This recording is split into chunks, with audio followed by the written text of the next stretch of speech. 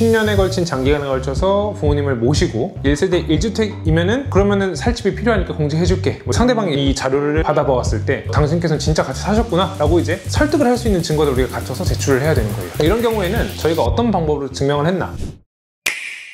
오늘 소개해드릴 제도는 상속세 공제 제도 중에서 엄청나게 큰 혜택을 주는 바로 동거주택 상속공제입니다. 동거주택 상속공제는 이 명칭에 의미가 다 녹아져 있는데요. 동거한 주택은 상속공제를 해주겠다. 이런 내용입니다. 우리가 상속이 발생했을 때 상속세는 내야겠지만 그동안에 가족이 어떤 하나의 터전으로 거주하고 있던 거주지를 상속세 때문에 잃을 수는 없잖아요. 그래서 돌아가신 피상속인과 같이 살던 이 상속인 가족들이 같이 거주하고 계시던 그 터전 하나는 좀 지켜줘야 되지 않겠냐, 이런 취지에서 들어온 규정이다, 이렇게 보시면 좋겠습니다. 동거주택 상속공제는 최대 6억까지 해주는 공제인데요. 이 공제액이 꽤 크다 보니 아무나 해주는 건 아니고 요건을 명확히 하고 있습니다. 첫 번째로는 동거 기간, 자녀분이 돌아가신 부모님을 모신 기간이 10년 이상이어야 돼요. 두 번째는 1세대 1주택 요건, 그러니까 피상속인께서 돌아가신 날로부터 소급해서 10년 동안 하나의 주택만 갖고 있었어야 됩니다. 세 번째 요건은 무주택자 요건인데요. 상속 개시일 현재 이 물려받는 사람이 무주택자이거나 이 물려받는 자산을 피상속인과 공동 소유하고 있었어야 됩니다. 이제 우리가 양도소득세에서는 1세대 1주택 비과세 제도가 있는데요. 마찬가지로 상속세에서도 10년에 걸친 장기간에 걸쳐서 부모님을 모시고 1세대 1주택이면은 그러면은 살 집이 필요하니까 공제해줄게, 뭐 이런 제도라고 이해하시면 편하겠습니다. 이제 다음번에 말씀드릴 부분이 1세대 판정 기준에 대한 말씀을 드릴 건데요. 1세대라는 개념이 하나의 가족단을 이루어서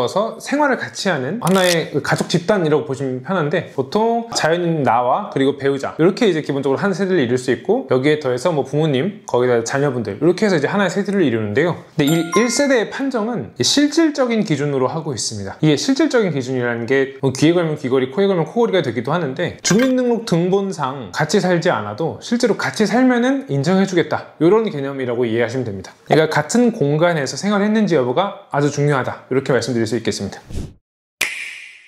특히 이제 저희한테 오셨던 분 같은 경우에는 실제로 한 15년 이상 아드님이 아버님, 어머님을 모시고 살던 하나의 세대로 거주하시던 분이셨어요. 근데 이제 청약이라든가 모종의 이유로 아드님이 주소만 다른 지역으로 옮겨놓은 상태이신 거죠. 그러니까 서류 검토만 했을 때는 사실 요건을 충족했다고 보기는 어려운 상황이었습니다. 근데 이제 상속인께서 강력하게 주장하셨던 게 나 정말로 모시고 살았다, 10년이 뭐냐 15년을 살았다, 이렇게 말씀하셨는데요. 이런 경우엔 담당하는 조사관과 세무관청, 그러니까 과세관청을 상대로 우리가 설득을 해야 됩니다. 어떤 객관적이고 논리적인 증거를 바탕으로 상대방이 이 자료를 받아보았을 때 납득이 가네, 당신께서는 진짜 같이 사셨구나 라고 이제 설득을 할 수 있는 증거를 우리가 갖춰서 제출을 해야 되는 거예요. 이런 경우에는 저희가 어떤 방법으로 증명을 했나, 꿀팁만 말씀드려 볼게요. 일단 요즘 신축 아파트를 입주하면은 입주자 카드 다 등록하죠. 관리사무소의 입주자 카드에 아드님이 같이 살고 있는 것으로 등록이 되었고, 더해서 이제 차량 등록, 요새 차량 통제 엄청 엄격하게 하죠. 신축 아파트들 차량 등록도 등록되어 있었고요. 더해서 아버님이 신초도 있으시고 하니까 이 차량 관리가 너무 귀찮으신 거예요. 3년 동안 정비 기록 한 8개 정도가 다 아드님이 서명하신 걸로 되어 있었고, 더해서 이제 아버님께서 노년에는 데이케어 센터라고 하죠. 약간 요양보호센터인데 거기에 이제 다니셨는데 매일매일 아드님이 아버님을 출근하면서 모셔다 드리고, 그리고 끝나고 나서는 이제 모시고 오고, 이런 데이케어 센터 원장님의 어떤 증언도 있었고요. 실제로 이제 남아있는 CCTV 자료에 아드님의 차가 계속 왔던 게 찍혀 있었어요. 이런 걸 바탕으로 이 아드님이 실제로는 아버님과 같이 살았다는 것을 어떤 증빙하는 자료들을 저희가 많이 갖추었습니다.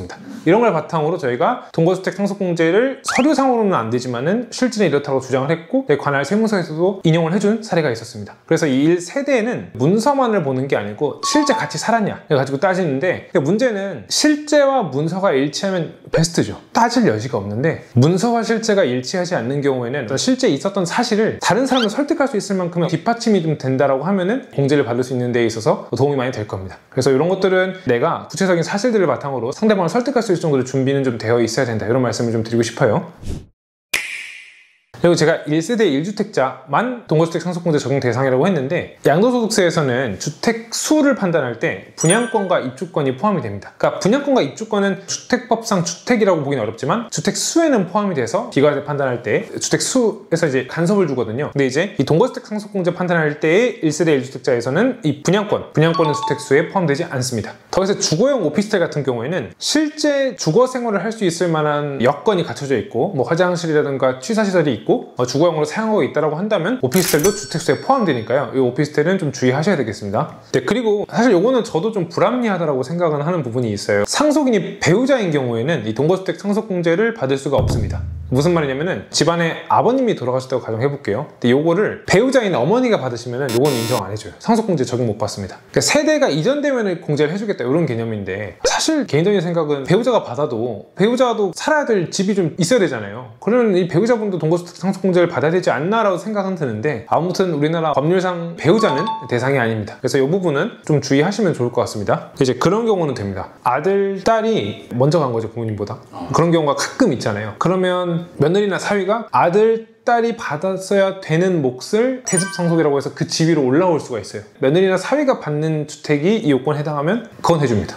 그리고 이거 많이 물어보시고 쟁점이 되는 부분들 중에 하나인데요. 첫째로는 이제 동거주택 상속공제는 주택을 보유한 기간이 10년 이상이어야 되냐라고 물어보시는 경우가 많으세요. 그렇지는 않습니다. 무슨 말이냐면은 동거주택 상속공제라는 게 10년 동안 같이 모시고 살아야 된다. 두 번째 요건이 1세대 1주택으로서 10년 이상 유지하여야 한다. 이런 요건이 있는데, 그 주택을 꼭 10년 이상 보유해야 된다는 요건은 없어요. 그러니까 10년 이상 모시고 살고 10년 이상 1세대 1주택이었는데 그 아버님이 돌아가시기 직전에 그 산 주택은 보유한 지 3년밖에 안 됐네? 그럴 수 있잖아요. 새로운 걸 샀을 수도 있으니까. 그럼에도 불구하고 모시고 산 게 10년이 넘었고 10년 이상 1세대 1주택을 유지했다면 가능하다, 이런 요건입니다. 꼭 보유해야 된다는 요건은 없어요. 그러면 중요한 건 그 주택 자체를 10년 살았다기보다는, 네, 맞습니다. 같이 10년을 살았다. 맞아요. 모시고 살았죠. 예. 그래서 그게 사실은 문서가 일치하지 않으면 그 증명하기가 쉽지 않습니다. 아버님이 10년 뒤에 돌아가실 줄 알고 뭐 이렇게 계속 카메라 찍어놓고 이런 사람은 거의 드물잖아요. 이건 제가 앞에서도 말씀드렸는데 배우자는 안 되나요? 배우자가 안 됩니다. 이건 참 아쉬운데 왜 이렇게 입법이 되는지는 잘 모르겠어요. 근데 배우자가 받는 경우는 안 되고 직계 비속이 받아야 됩니다. 그러니까 돌아가신 분보다 아래, 아들, 딸 이런 사람들. 그리고 동거주택 상속공제액이 받은 순자산가액의 100%와 6억 원 중 작은 금액을 한도로 합니다. 집의 어떤 재산가액에다가 거기에 담보된 채무들을 차감한 금액을 얘기합니다. 그래서 남는 순자산가액을 기준으로 해주고, 만약에 내가 12억짜리 집인데 빚이 8억에 있네? 그럼 4억이죠. 근데 한도는 6억이지만 내가 지금 순자산가액이 4억인 거잖아요. 그럼 4억까지만 공제가 되는 겁니다.